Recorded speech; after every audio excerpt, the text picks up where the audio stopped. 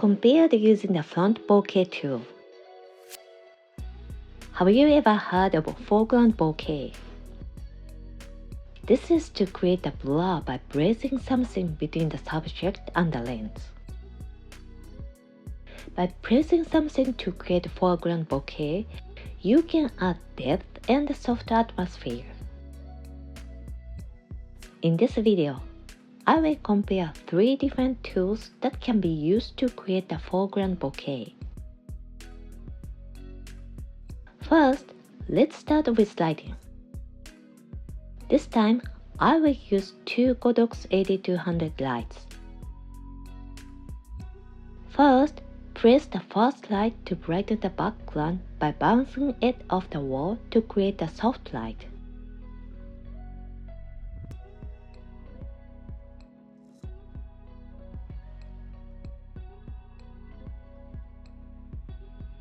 The other light is placed diagonally behind the subject, giving it a semi-backlit feel. The light is reflected by a large reflector to brighten the subject. First, let's take a picture as it is. I don't use the foreground bokeh tool.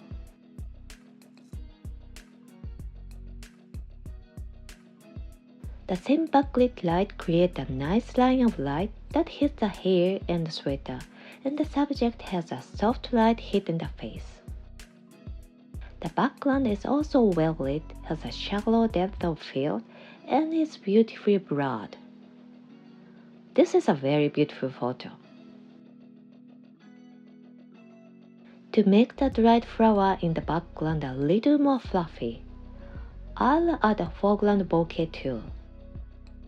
First, I will use a glass ball ornament.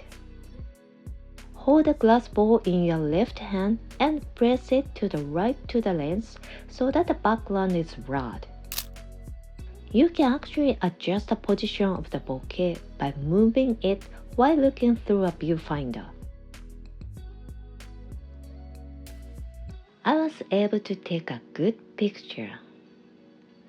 Since the glass beads are transparent, the original color of the background becomes softer due to the foreground bokeh, resulting in a natural-looking foreground bokeh. However, I would like to make it a little more fluffy.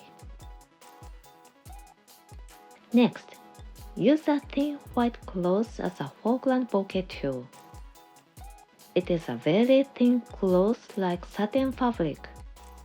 Hold it in your left hand as well, place it in front of the right side of the lens, and adjust the position of the bokeh. In doing so, be careful not to shake the camera as you hold it with your right hand only.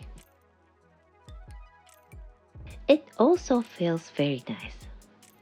The blurriness has increased more than before. Since I use white cloth, it feels a little brighter. I like something bright and fluffy like this.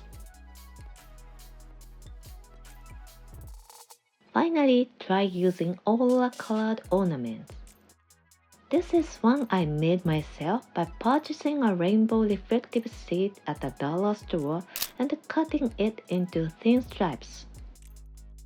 Hold it in your left hand and press it in front of the right side of the lens to create front bokeh. This time, just like before, the blur was bright and fluffy, but the front blur was mixed with pink and purple colors. I like this too. However, you need to be careful about how you add it, as pink and purple can sometimes feel too strong. Adding foreground blur creates a dreamy and emotional impression. Using a foreground bokeh tool like this is effective when there are obstacles in the background or when you want to make the background softer. The key point is that the background color and density should not change too much. They all look good to me. Which photo do you like?